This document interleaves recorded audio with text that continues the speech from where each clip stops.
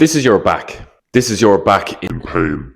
I was doing a bit of travel recently. I was on planes and in cars, and my back is killing me. As a physio, I think it's a fantastic opportunity to teach you everything that you need to know about back pain and why I'm not really worried about my back pain, because I know all this stuff. And I think some of this might come as a bit of a shock to some people, so stick around. Let's get started. Oh God.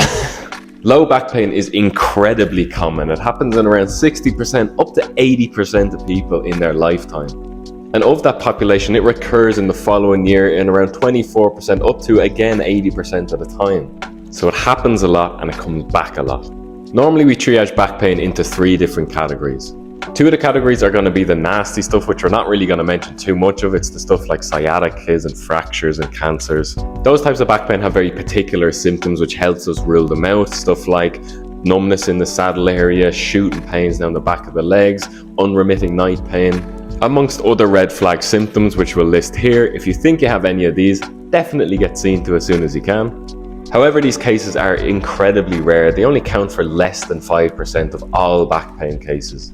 Once these nasty cases have been ruled out, you are then slotted into the remaining category, which is 90 to 95% of all back pain cases, which is the wonderfully titled non-specific low back pain. And all that name means is that we as a people do not have the tools to accurately point to something in the back and say that's causing the issue. Because oh my God, is it a lot more complex than that. And you might be sitting there thinking, oh, just go for a scan. You might have a bulging disc. But you might be surprised how unhelpful scans can be, especially in the acute stages with back pain.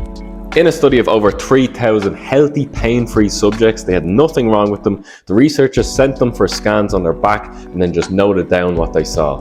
And they compiled all this lovely data. As you can see, by the time you're in your 40s, around 50% of people will have bulging discs in their back. And by the time you're 60, that's closer to 75% of people. And remember, these bulging discs are present with no pain at all. So therefore, we cannot accurately say that these are a sole cause of pain. You get me? And a lot of people attribute low back pain, especially disc herniations, with heavy lifting. But in another study which asked people with disc herniations how their pain started, only 6% of them reported it was from heavy lifting, and over 60% genuinely couldn't remember. So when we're talking about back pain, I think you're getting the gist that it is a lot less anatomically based than if it was a knee or an ankle injury. We're not always too worried about the structure in the back, especially when the serious pathology has already been ruled out. Instead, we're trying to figure out the impairments in this specific person's life, which may have led to an increased likelihood of developing this kind of pain, which could be any of all of these things.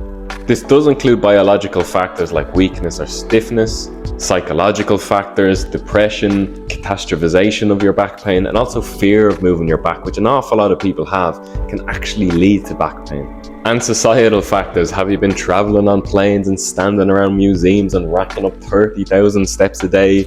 Have you been sitting at a desk all day long? So the treatment of back pain is highly individualistic, and it involves ironing out those very specific factors for you. For example, if you are the person that works on a desk all day long, maybe you need to get off it every once in a while. If you are particularly weak in your hamstrings, maybe we just need to strengthen them up. Maybe you've done too many manual handling courses and you're afraid of moving your back. It's reassurance that it's safe to move your back. It's okay, you can bend if you're strong enough to. It's all good, you can do it. It's okay, it's fine, you can do this. It's okay, I have back pain at the minute. It's fine, it's fine. The prognosis for low back pain is incredibly favorable, and there's some hilarious studies that say no matter what you do, it will get better in the next 6 to 8 weeks. So you could be wiggling your big toe for the next 6 weeks and it will likely get better. And to be honest, I think this is a large reason why a lot of the sham and quack treatments like acupuncture or chiropractic manipulations work for back pain, because it does get better on its own. So what you mainly want to get out of treatment is to keep nice and healthy, prevent the recurrence as much as you possibly can, and when it comes back, because it very likely will, you'll be a lot better at managing it yourself.